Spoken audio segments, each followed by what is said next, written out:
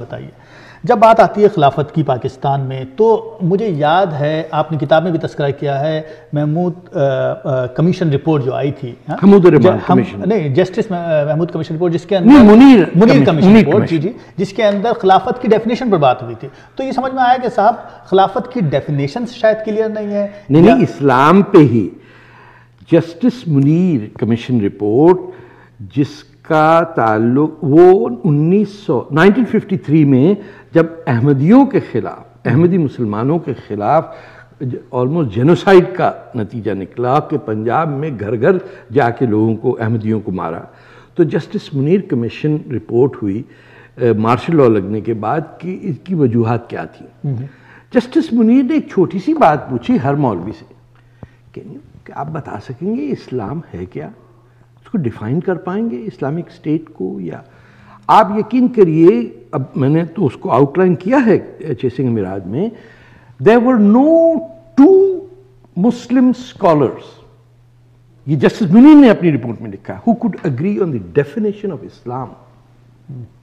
اب جب آپ مذہبی ڈیفائن نہیں کر پا رہے ہیں، مذہبی اسٹیٹ نہیں ڈیفائن کر پا رہے ہیں، خلافت نہیں ڈیفائن کر پا رہے ہیں، اور آپ کے 500 عالم دین کے اندر سے کوئی 2 ایسے نہیں ہیں جن کا ایک ڈیفینیشن ہو، تو آگے تو 1953 میں طے ہو گیا تھا کہ حشر کیا ہونے والا پاکستان کا. سوال آپ نے وہاں پر یہ بھی اٹھایا ہے کہ خلیفہ جو ہے وہ ساری عرب دنیا کا ایک ہوگا یا بہت سارے ہوں گے؟ میں اس پر بڑی مجھے ہنسی آئی اور میں نے کہا کہ صاحب یہ کیسے ممکن ہے کہ بہت سارے خلیفہ دنیا میں ہوں؟ ہمیشہ بہت سارے خلیفہ رہے ہیں. یہ مسلمان بڑی غفلت کی زندگی گزارتے ہیں، کبھی خلیفہ مسلمانوں کو ایک رہا ہی نہیں.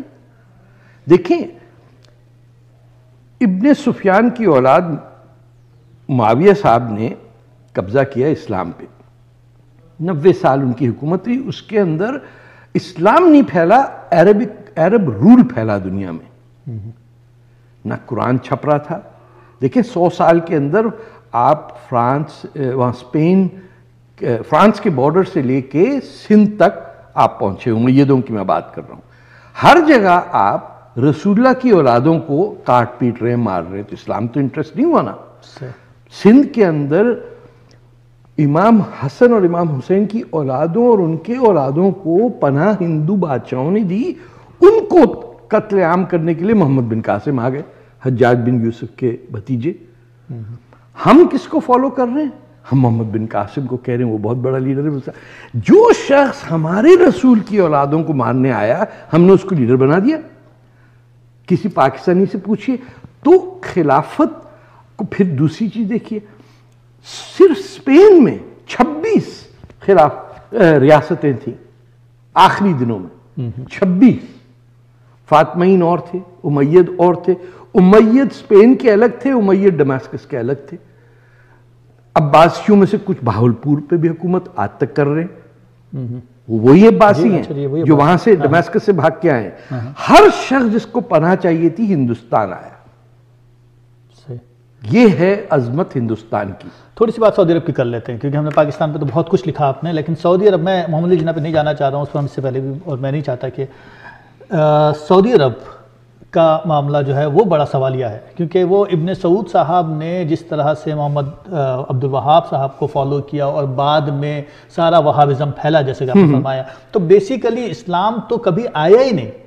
نہیں سعودی عربیہ تو ایک ایسا ملک، دیکھیں وہاب صاحب یہ ابن تیمیہ کی فالوورز ہیں. نہیں 1700 کے، لیکن یہ دنیا پلٹا کھایا ہے اسلام کا 14 سینچری میں.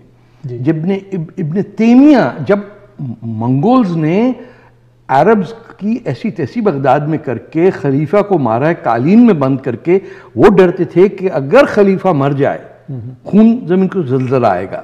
یہ بیلیف تھی تھرو آؤٹ دا ورلڈ. قالین میں اس کو رول کر کے اس پہ گھوڑے چلوا کے ان کو مار دیا. اس پہ الزام لگ گیا شیعوں پہ کہ شیعوں نے مروایا سنی خلیفہ کو. ابن تیمیہ نے اسٹیبلش کیا اسلام 14 سینچری میں ایک برانڈ نیو، جس کے اندر انہوں نے عربوں سے کہا کہ تم کو تو اب کچھ کرنے کی ضرورت نہیں، کیونکہ تم افضل ہو. وہ ہندوستانی یا سیاہ فام مسلمان جو اپنے آپ کو عرب سے ایکول سمجھتا ہے وہ گناہگار ہے. یہ سب ان کی اپنی کتابوں میں ہے. ابن کثیر کی جو انٹرپریٹیشن قرآن وہ بھی موجود ہے سب کے سامنے. وہ الگ بات ہے کہ مسلمان اس جہالت کی دور سے گزر رہا ہے کہ شاید کسی نے پڑھا ہی نہیں. میں نہیں سمجھتا کہ ابن کثیر کی انٹرپریٹیشن یا ابن تیمیہ کو کسی نے اسٹڈی کیا ہو. نسیم حجازی ٹائپ کے ناول اور لوگوں نے پڑھ لیے. اب خلافت جب ایگزسٹ ہی نہیں کرتی ہے ایک جگہ، جب اسپین میں الگ خلافت، شام میں الگ خلافت، مصر میں الگ خلافت، آپ ہندوستان میں بتائیے کب رہی خلافت؟ 1000 سال مسلمان لٹیرے ہندوستان کو تباہ کرنے پہ آ کے تیمور کی اولادوں نے جو تیمور نے خود حشر کیا، کوئی خلیفہ تو نہیں بنا. کبھی کوئی خلیفہ انڈونیشیا میں ہے؟ دنیا کا 300 ملین مسلمان رہتا ہے، ان کو آئیڈیا ہی نہیں خلیفہ کیا ہوتا ہے. تو خلافت کی بات کہاں سے آ گئی؟ اچھا، ایک اور ذکر جو آپ نے کیا شاہ ولی اللہ کے حوالے سے، احمد شاہ ابدالی کو دعوت دی گئی کہ صاحب آئیں ہندوستان پہ، اور انہوں نے ہندوستان پہ وہ جو دارالحرب اور دارالاسلام والی بات تھی وہ اٹ واز ویری. دیکھیں یہ آج بھی بات ہے کہ ہماری لائلٹی کس کے ساتھ ہے. اگر شاہ ولی اللہ یہ کہہ رہے ہیں کہ یار یہاں ہندو بہت رہتا ہے، بڑی تکلیف ہے ہمیں، نادر شاہ آ کے ہمارے بادشاہوں کو مار دے، وہ کوئی بات نہیں، تو آپس کی بات ہے. مغل بادشاہ کی آنکھیں نکالی لے گئے، لوٹ کے چلے گئے، وہ اور بات ہے کہ 20,000 مسلمان بچیوں کو بعد میں سکھوں کی فوجوں نے نادر شاہ پہ حملہ کر کے بچا کے واپس دلی پہنچایا. اس کا تو احسان آج تک نہیں اتارا ہم نے. ابدالی سے آپ کہہ رہے ہیں کہ ہندوستان پہ حملہ کر دو، خدا کے واسطے یہ ہندوؤں کو مار دو. بھائی جس راستے سے ابدالی آ رہا ہے وہاں تو صرف مسلمان رہتے، ہندو تو ہے ہی نہیں. تو اس نے کشمیر کو لوٹا، لاہور شہر کو جلا دیا، مغلوں کو مار دیا، خوش ہو گئے. اب تباہ ہونے کے بعد کون اس میں جیتا؟ انگریز سرکار، Dutch East India company, Portuguese East India company, French East India company. تبھی تو یہ آئے نا.